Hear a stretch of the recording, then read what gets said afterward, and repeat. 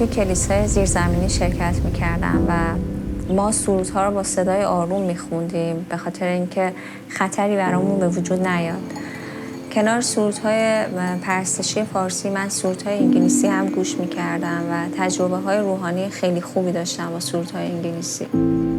با اینکه یه وقتایی معنی بعضی کلمات رو متوجه نمی‌شدم ولی احساس می‌کردم که با سرود انگلیسی آسمون بر من باز میشه و خدا رو تجربه می‌کنم. یه وقتایی من ساعت‌ها توی پرستش می‌موندم و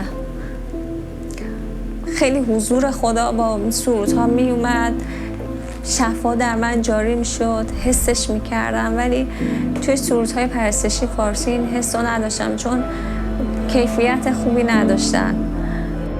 امروز آرزوی من و همه مسیحی‌ها اینه که بتونیم سرودهایی با کیفیت بالا که به زبان مادری ما هست و با فرهنگ ما همخوانی داره. So I was here in Dallas in an international church service and suddenly I had this mental picture where I was like in outer space looking down at the earth and I saw this beautiful rainbow banner come wafting out of heaven down into Israel and it crashed into the ground. It disappeared. Suddenly a red color came out of Israel and went to another nation. And then I watched a green color pop up from one nation and went to another nation and then another color and another color. And it kept going until the whole earth was covered with these bridges of color. And I realized God had put His glory in different people groups and they're designed to be shared.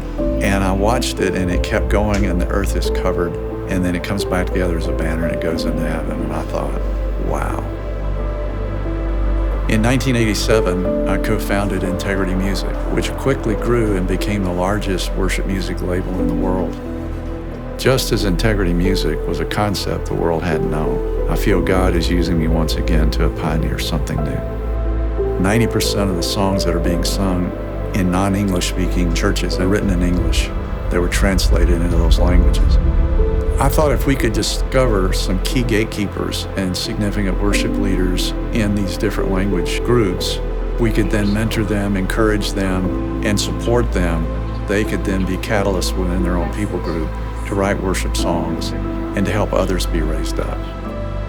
I knew for us to be successful in this work, we needed to find key local worship leaders that could reach their people group. And that's when Gilbert came to mind. When I first met him years ago, he was young and unsure of himself, didn't quite know how to believe for bigger things, but I knew he needed a mentor.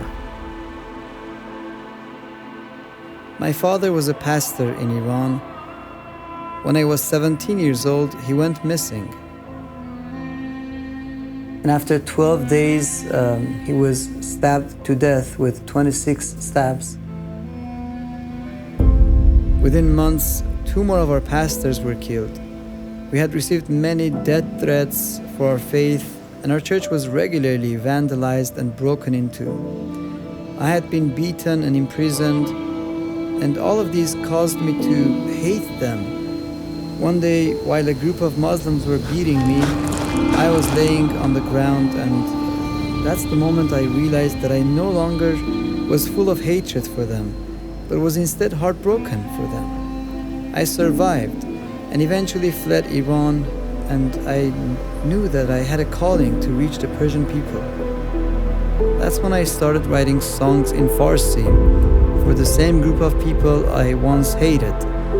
And then I met Mike and began broadcasting those songs into Iran and the Persian world. We purchased a recording studio for him to record his music as well as others. We then funded his first album and distributed it to 19 different nations. Today, his music is sung in nearly every church in Iran, and we regularly hear stories of his music and ministry bringing people to Christ. Missions exist because worship doesn't.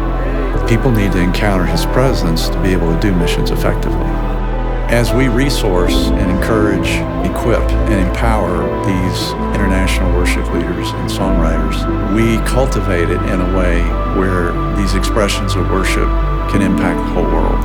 And as they share what God's given them and others share what God's given them, we get this reciprocity back and forth where we're all blessed by the unique deposits God's made in each people group, in each set of believers.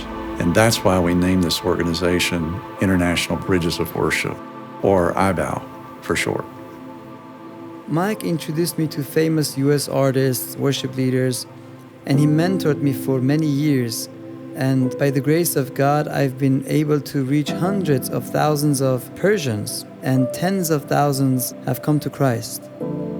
Gilbert's just one example of this working. Imagine how the world would be impacted if we do this in every language and every culture.